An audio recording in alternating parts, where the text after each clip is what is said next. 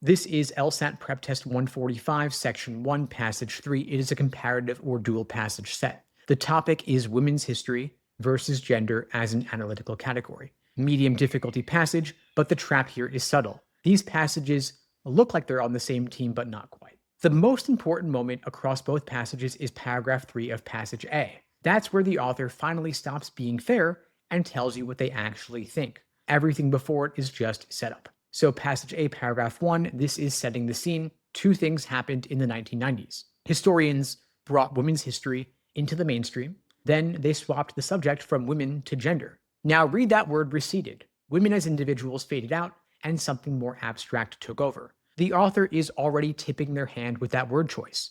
Abstract things replacing real people. That is not neutral language, but most students blow right past it. Now paragraph 2 is the tricky one. It starts by giving gender its due. The author uses the phrase explanatory potential, which sounds like praise. And it is praise.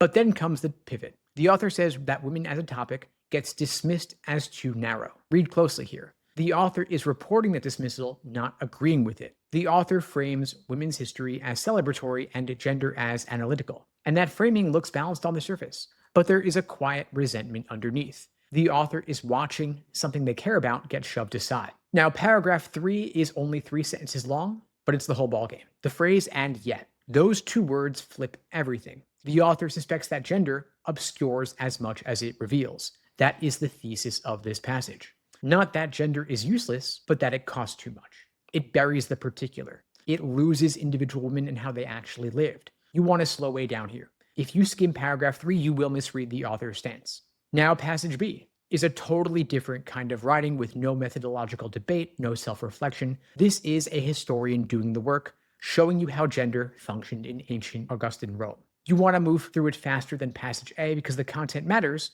but the structure is straightforward. The first paragraph gives you Augustus's play. Rome is a mess after the civil wars. His fix is moral legislation, marriage laws, penalties for adultery, rewards for having legitimate kids. He places women inside the family and says the state's health depends on them staying there. Then the second paragraph draws out the consequence. By tying national stability to women's domestic behavior, Augustus made gender roles more visible and more political. So look at the word constrained paired with the word politicized.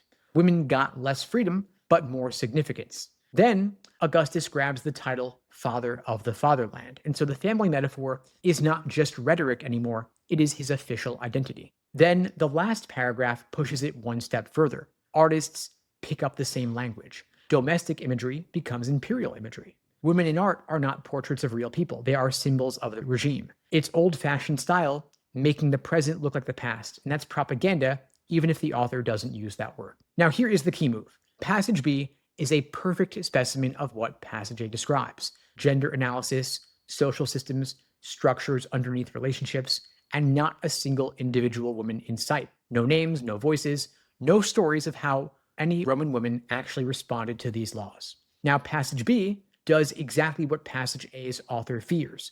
It makes gender visible while making women invisible. That is the relationship here. It is not simple agreement or disagreement. Passage A's author would look at passage B and say two things. First, yes, this proves gender analysis works. Augustus really did build a political system on top of gender roles. Second, this is exactly the problem. Where did the women go? So the main trap is treating these passages like they're allies. They do overlap in subject matter. They do both care about gender, but passage A is skeptical about the method that passage B uses without a second thought. Students who miss that will pick answers that say both authors share the same approach, but they don't. One is questioning the lens, the other is looking through it. Now for the author's stances.